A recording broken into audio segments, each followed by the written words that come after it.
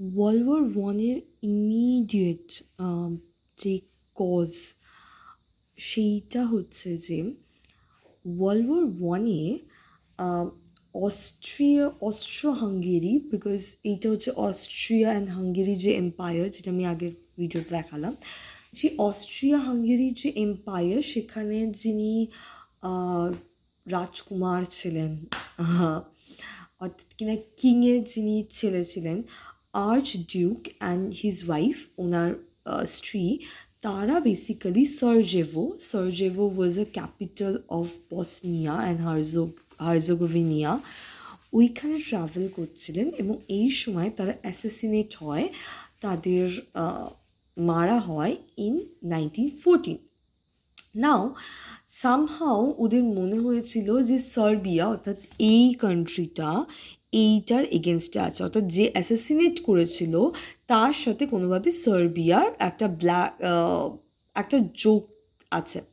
তো সার্বিয়াকে Austria Hungary দুজনে মিলে, মানে এই যে এম্পায়ারটা, তারা চেষ্টা করে কোনোভাবে হিউমিলেট করার। তো ওরা জার্মানির কাছে সাপোর্ট চায়। তখন জার্মানি কি করে, জার্মানি বলে যে হ্যাঁ ওকে, you go for it.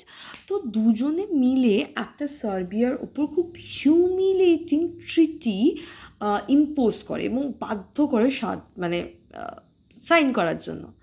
Serbia কী করলো, সেটাকে ডিক্লাইন করে, এবং সার্বিয়া যখন ডিক্লাইন করে তখন অস্ট্রিয়া অ্যান্ড হাঙ্গেরি যে এম্পায়ার, তারা সার্বিয়ার এগেনস্টে ওয়ার শুরু হয়।